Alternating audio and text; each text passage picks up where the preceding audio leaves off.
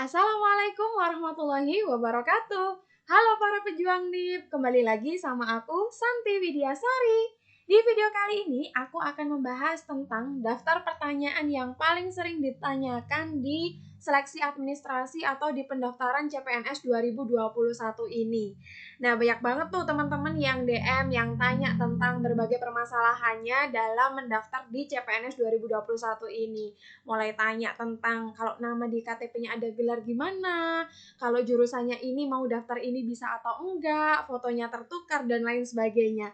Nah, aku akan bahas itu semua di video kali ini dan jawaban ini aku ambil langsung dari rangkuman live IG-nya BKN. Nah, jadi ini terpercaya nih teman-teman karena BKN itu setiap hari menyelenggarakan live IG sampai tanggal 20 kecuali di hari Sabtu dan Minggu. Nah, ini adalah rangkuman dari live IG BKN. Jadi teman-teman silahkan simak, siapa tahu nanti di antara pertanyaan-pertanyaan itu ada yang termasuk pertanyaan teman-teman.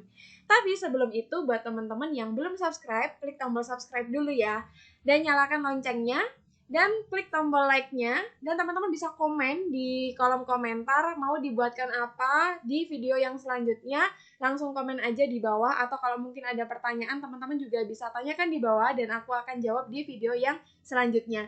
Jangan lupa share juga video ini supaya banyak teman-teman yang tahu yang mungkin punya permasalahan yang sama supaya bisa terjawab permasalahannya, pertanyaannya, dan juga supaya bisa jadi amal jariah buat teman-teman semua. Nah, oke teman-teman, langsung aja kita mulai pembahasannya. Nah, tapi sebelum kita mulai ke pembahasannya nih teman-teman, aku mau kasih tahu dulu kalau aku sedang buka kelas untuk tembus seleksi CPNS 2021 ini. Aku buka kelas intensif TIU, di mana ini kelasnya nanti akan 11 kali pertemuan full. Jadi nanti akan ketemu sama aku secara langsung via Google Meet dan akan aku diskusi di sana, aku jelaskan di sana, kita akan sharing bareng, belajar bareng, 11 kali pertemuan full di Google Meet, dan teman-teman ini nanti sifatnya interaktif, jadi bisa saling tanya, jadi aku menjelaskan dan teman-teman bisa tanya, bisa kasih masukan dan lain-lain, dan ada tips-tips TIU-nya juga sesuai kisi-kisi CPNS 2021 dan ada record pembelajarannya plus ada tryout full SKD-nya TIU TWK TKP. Nah, buat teman-teman yang mau gabung di kelas intensif TIU ini, teman-teman bisa langsung daftar di nomor WhatsApp yang sudah tertera, atau teman-teman bisa langsung klik link yang ada di description box. Jadi nanti aku taruh linknya di sana, dan kalau teman-teman mau ikutan di kelas intensif TIU ini, teman-teman bisa langsung klik ya di sana. Aku tunggu. Nah, langsung aja nih kita mulai pembahasannya teman-teman. Jadi ini adalah beberapa pertanyaan yang sering ditanyakan nih. Yang pertama mulai dari jika nama di KTP ada gelarnya, maka nama yang di-input tuh yang mana gitu. Kemudian jika saat awal pendaftaran tertukar nih antara foto selfie dan juga pas foto, ini gimana? Kemudian ada juga nih yang tanya akreditasi yang dipakai itu pada saat lulus atau akreditasi saat ini. Kemudian apakah bisa menggunakan akun lama yang dibuat tahun lalu atau harus membuat baru? Nah, jika saya S1 jurusan ilmu ekonomi nih, apakah saya bisa mendaftar di farmasi S1 ekonomi atau bagaimana? Nah, ada juga nih yang tanya, jika terjadi kesalahan upload dokumen dan sudah terlanjur mengakhiri pendaftaran itu bagaimana? Nah, kita akan bahas satu persatu teman-teman. Jadi stay tune terus dan tonton videonya sampai akhir, jangan di skip agar tidak misinformasi. Oke, langsung aja nih yang pertanyaan yang pertama. Jadi ada beberapa teman-teman yang tanya gitu ya, kalau nama di KTP itu ada gelarnya, maka nama yang diinput itu yang mana? Nah, ini adalah jawaban dari rangkuman live IG BKN. Jadi jika nama di KTP teman-teman itu ada gelarnya, contohnya misalnya Mawar Melati SE, atau misalnya nama saya Santi Widiasari SPD gitu ya, di KTP-nya misalnya ada gelarnya seperti itu, maka nama yang diinputkan adalah nama yang sesuai dengan yang ada pada ijazah. Teman-teman catat. Jadi yang diinputkan adalah nama yang sesuai dengan ijazah. Kenapa? Karena ini dikarenakan ijazah itu sifatnya lifetime atau hanya dicetak sekali seumur hidup. Intinya nama yang dipakai adalah nama tanpa gelar gitu. Jadi kalau misalnya nama di ijazahnya teman-teman tuh misalnya kayak aku Santi Widiasari, ya pakai yang Santi Widiasari itu gitu. Jadi jangan yang ada gelarnya. Kenapa? Karena ya tadi kalau ijazah itu tidak bisa diganti karena sifatnya lifetime, hanya sekali dicetak seumur hidup. Sedangkan kalau dokumen-dokumen yang lain misalnya KTP atau akte atau KK itu kan sifatnya bisa dirubah jika ada kesalahan. Jadi ikutnya adalah ikut nama yang di ijazah. Ini yang jawaban untuk pertanyaan yang pertama. Selanjutnya, ada nih yang tanya, kalau awal pendaftaran tuh tertukar antara foto selfie dan juga pas foto bagaimana? Nah, jika saat awal pendaftaran tertukar antara foto selfie dan juga pas foto, kata BKN udah santai aja, nggak jadi masalah. Karena data yang akan masuk ke verifikator instansi adalah data unggahan dokumen. Jikapun upload fotonya terbalik, tidak jadi masalah gitu. Jadi nanti yang masuk di instansi itu di verifikatornya adalah unggahan dokumen teman-teman semuanya. Jadi foto selfie dan pas fotonya semuanya akan masuk. Nah, ini ada pencerahan dari live IG BKN bahwa kalau misalnya upload fotonya terbalik, ini insya Allah tidak jadi masalah. Jadi teman-teman nggak usah galau, nggak usah risau. Teman-teman tetap fokus untuk persiapan di SKD-nya, dan teman-teman harus tetap ikhtiar dan berdoa yang banyak, mudah-mudahan lolos di seleksi administrasinya.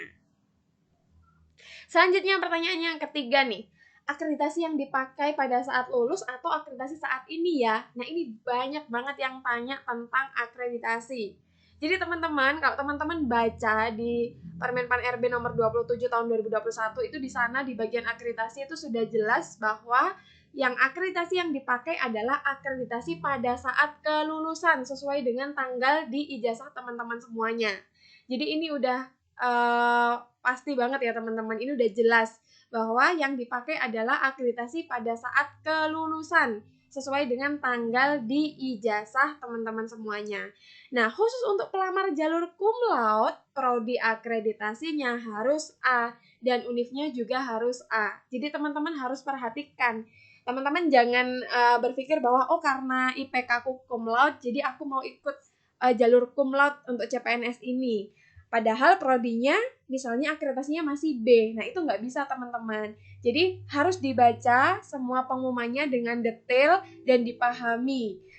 Nggak boleh malas baca. Jadi harus dibaca. Calon abdi negara nggak boleh malas baca. Literasinya harus bagus. Jadi kalau mau daftar di jalur cum laude, akreditasi univ dan juga prodinya harus A. Kalau salah satu tidak A, B, atau yang lainnya, maka teman-teman silakan mendaftar di formasi umum agar nanti aman sampai tahap akhir. Karena nanti kalau misalnya teman-teman tetap memaksakan, kalaupun misalnya bisa lolos di tahap seleksi administrasi, teman-teman akan tetap gagal nanti di pemberkasan dan itu lebih sakit karena teman-teman sudah melalui berbagai tahapan dari administrasi, SKD, SKB, udah peringkat 1, ternyata gara-gara kecerobohan teman-teman gak baca, akhirnya teman-teman bisa dinyatakan TMS atau tidak memenuhi syarat. Nah, jangan sampai ya teman-teman. Aku doakan teman-teman semuanya dimudahkan, dilancarkan prosesnya, dan bisa dapat NIP tahun ini. Amin. Nah, selanjutnya nih teman-teman, aku mau kasih semangat dulu. Seperti biasanya buat teman-teman, aku mau kasih suntikan semangat buat teman-teman semua bahwa teman-teman tugas kita sebagai manusia itu hanya 2, yaitu berusaha semaksimal mungkin dan juga berdoa sebisa atau semaksimal mungkin yang kita bisa. Nah, kalau 2 ini sudah kita usahakan, insya Allah hasil yang kita terima itu adalah hasil yang terbaik. Nah, saat ini teman-teman yang sedang mendaftar, ayo kita kencangkan doanya bahwa ternyata ada loh kekuatan lain yang jauh lebih besar dibanding kekuatan kita. Nah, kita bisa minta itu dengan berdoa. Selain itu, kita juga harus memaksimalkan usaha kita. Banyak orang yang pengen A, B, C, D, E, tapi mungkin usahanya belum maksimal. Sama dengan CPNS ini teman-teman. Yang mendaftar itu tidak hanya ratusan ribu, tidak teman-teman, tapi jutaan orang yang mendaftar CPNS ini. Dan semuanya pasti pengen lolos gitu. Nah, kenapa harus teman-teman yang lolos? Maka teman-teman harus punya usaha yang lebih, teman-teman harus punya ikhtiar yang lebih supaya teman-teman bisa mendapatkan apa yang teman-teman inginkan gitu. Teman-teman harus memperjuangkan mimpinya, teman-teman harus mengusahakan, teman-teman harus berani berkorban gitu. Jangan mau lolos tapi teman-teman nggak mau berkorban tenaga, nggak mau berkorban usaha, nggak mau berkorban biaya, ya gimana gitu, pengen lolos tapi nggak ada usahanya gitu. Jadi ya teman-teman harus sesuai, kalau mau impiannya tercapai ya usaha dan doanya juga harus sesuai. Nah, jadi semangat buat teman-teman karena ada nih satu kutipan quotes dari Benjamin Franklin yang dia bilang kalau if you fail to plan, you are planning to fail. Jadi kalau kamu gagal dalam merencanakan, maka sesungguhnya kamu itu sedang merencanakan sebuah kegagalan. Nah, maka buatlah perencanaan yang terbaik. Nah, SKD nanti itu tolong dipersiapkan dengan baik teman-teman supaya teman-teman itu persiapannya maksimal, supaya teman-teman bisa mencapai apa yang teman-teman inginkan. Nah, aku mau kasih tahu nih teman-teman, kalau aku buka kelas intensif TIU, jadi aku mau bantu teman-teman yang mungkin kesusahan dalam belajar TIU karena aku sering dapat DM masuk yang mereka tanya gimana cara belajarnya TIU karena suka lupa rumusnya, suka nggak nyambung, otaknya nggak nyampe, dan lain dan lain dan lain dan lain. Nah, oleh karena itu, aku bikin kelas intensif TIU. Ini nanti kelasnya akan 11 kali pertemuan full Google Meet. Jadi aku akan ketemu dengan teman-teman secara langsung via Google Meet dan aku jelaskan di sana. Kita bisa diskusi dan tanya jawab secara langsung. Nanti akan ada tips trik TIU-nya juga dan sesuai kisi-kisi CPNS 2021, ada record pembelajarannya dan ada tryout full SKD-nya juga, TIU TWK TKP. Dan ini udah aku buatkan jadwalnya, teman-teman bisa lihat di situ. Ini adalah kelas intensif TIU yang materi TIU itu sudah aku breakdown per jadwal. Nanti kita akan bahas soal-soal terkait ini, tips triknya dan lain-lain. Jadi kalau teman-teman mau daftar, teman-teman bisa langsung klik link di description box atau teman-teman langsung WA di nomor pendaftaran yang udah ada. Nah, untuk harganya teman-teman, ini harga normalnya 249.000, tapi ada diskon 10%, 224.000 untuk pendaftaran sebelum tanggal 15 Juli 2021. Dan plus ada diskon 10% lagi, jadi tinggal 199.000 kalau teman-teman mengikuti tata cara pendaftaran yang udah ada di flyernya itu. Jadi teman-teman bisa dapat total diskon 20% dan teman-teman tinggal bayar 199.000 aja untuk 11 kali pertemuan plus tryout di dalamnya full SKD. Nah, bayangin teman-teman. Jadi teman-teman bisa hitung sendiri sekali pertemuannya nggak sampai 20.000, yang kalau uang 20.000 itu buat teman-teman nongkrong mungkin di Starbucks juga nggak bisa ya gitu ya. Ini bisa untuk 11 kali pertemuan. Nah, jadi teman-teman yang mau daftar silahkan langsung klik link di description box-nya. Aku tunggu. Oke, selanjutnya nih teman-teman. Untuk pertanyaan selanjutnya, apakah bisa menggunakan akun lama yang dibuat tahun lalu atau harus membuat akun baru gitu ya. Nah, untuk pendaftaran akun ini dilakukan dari awal semuanya. Jadi wajib membuat akun baru. Lupakan akun lama saat pendaftaran di tahun 2019. Kenapa seperti ini? Dikarenakan data ASN itu sangat banyak teman-teman, maka data pelamar yang gugur terdahulu otomatis sudah dihapus sehingga harus dimulai kembali dari awal. Jadi jelas ya di sini buat teman-teman semuanya, kalian yang mau daftar, yang dulu udah pernah daftar, harus buat akun baru lagi, mulai dari awal. Nah, ini adalah jawabannya. Selanjutnya, nah ini pertanyaan yang paling sering ditanyakan. Kak, jika saya S1 jurusan ilmu ekonomi, apakah saya bisa mendaftar di formasi S1 ekonomi? Contoh. Nah, banyak banget tuh yang tanya, Kak, saya jurusannya ini nih, gimana nih saya bisa nggak daftar di sini gitu ya. Nah, jawabannya adalah untuk pendidikan harus sejalan dan sesuai dengan apa yang disyaratkan. Jika diminta ekonomi ya maka harus ekonomi. Kalau yang diminta komunikasi ya harus komunikasi. Jangan ilmu ekonomi daftar di ekonomi. Cari yang sama persis dengan jurusannya. Jangan berpikir karena satu rumpun maka beranggapan boleh mendaftar. Kalau ragu silakan ditanyakan ke instansi terkait. Nah, ini penting banget nih teman-teman.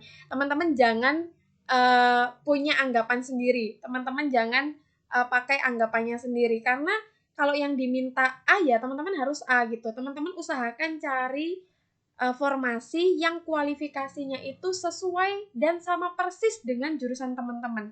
Jangan ngambil resiko gitu, karena takutnya nanti teman-teman tuh udah sampai akhir, ternyata di pemberkasan teman-teman tuh PMS karena teman-teman ceroboh dalam memilih formasi. Ini jangan sampai, dan ini sudah pernah kejadian di tahun-tahun sebelumnya. Setelah ini aku akan kasih contohnya. Nah, ini adalah contohnya nih. Nah, ini teman-teman, ini adalah daftar nama peserta yang dia itu dinyatakan TMS atau tidak memenuhi syarat, alias digugurkan atau dibatalkan kelulusannya karena dia tidak sesuai dengan persyaratan. Jadi nama-nama ini itu sudah melalui tahap seleksi administrasi lolos, sudah selesai SKD lolos, sudah selesai SKB lolos peringkat pertama, ternyata di pemberkasan dia dinyatakan gagal hanya karena kecerobohannya ada beberapa hal ini. Nah, coba ya kita bahas satu persatu. Contoh nih, yang nomor 1, ini nomor peserta dan namanya sengaja aku tutup ya teman-teman. Kita bahas untuk yang apa yang bisa kita ambil aja gitu ya. Dia mendaftar sebagai guru teknik pengelasan ahli pertama di SMK Negeri 2 Tulungagung. Nah, persyaratannya itu adalah S1 teknik mesin. Nah, dia ini dinyatakan TMS. Kenapa? Karena ternyata ijazahnya dia adalah D4 teknik pengelasan. Nah, udah pasti ini nggak cocok. Yang diminta S1, dia D4, yang diminta teknik mesin, ternyata dia teknik pengelasan. Nah, itu yang pertama. Yang kedua, ini jabatannya psikologi klinis ahli pertama. Ini penempatannya di RSUD Dr. Sudono Madiun. Persyaratannya tenaga kesehatan harus memiliki STR.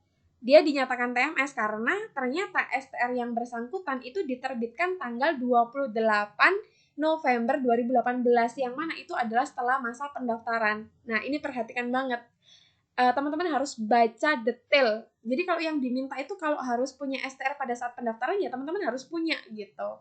Nah, ini adalah contohnya. Kemudian nih ada lagi, dia ikut cum laude, akreditasi kampus dan prodinya itu harusnya syaratnya adalah A. Ternyata dia dinyatakan TMS karena akreditasi kampus UNESA itu B, periode 2008 sampai 2013. Nah, dia lulus di 14 Agustus 2012. Akhirnya dia dinyatakan TMS. Nah, jangan sampai teman-teman seperti ini. Sama nih, kasus nomor 4 juga gitu. Jadi paling banyak itu kasus cum laude. Nah, jangan sampai teman-teman melakukan kesalahan yang sama. Selanjutnya, bagaimana jika terjadi kesalahan upload dokumen dan sudah terlanjur mengakhiri pendaftaran? Jika terjadi kesalahan upload dokumen, seluruh keputusan berada di tangan instansi, bukan di BKN. Jika ingin mengajukan keluhan, bukan ke BKN, namun ke instansi yang dilamar. Nah, teman-teman harus bisa membedakan ya, gitu, antara instansi-instansi ini. Teman-teman harus tahu kapan waktunya tanya ke BKN dan kapan harus tanya ke instansi teman-teman. Teman-teman masing-masing instansi itu punya spesifikasi persyaratan masing-masing. Jadi silakan teman-teman yang sudah memutuskan daftar di satu instansi, teman-teman ikuti sosial medianya, teman-teman pantau terus websitenya. Jadi teman-teman nggak ketinggalan info dan teman-teman bisa tanya di instansi yang terkait itu. Nah, apabila sudah mengakhiri pendaftaran, maka sudah tidak bisa diedit lagi dengan alasan apapun. Silahkan perbanyak doanya dan hati-hati, jangan terburu-buru dan fokus buat yang belum mengakhiri pendaftarannya. Ini apa ya teman-teman, ini tuh yang bisa kita ambil itu adalah kita harus benar-benar baca ya teman-teman. Sebelum tanya tuh teman-teman pastikan sudah baca dan dipahami. Jadi biar tidak terjadi kesalahan kecil tapi berdampaknya tuh besar. Nah, jangan sampai ini terjadi ke teman-teman semua. Oke teman-teman, itu dulu yang bisa aku bahas hari ini. Teman-teman bisa komen di bawah mau dibahas apa lagi di video yang selanjutnya. Nanti insya Allah akan aku buatkan. Untuk video kali ini cukup sekian dulu. Sampai jumpa di video aku yang selanjutnya. Assalamualaikum warahmatullahi wabarakatuh.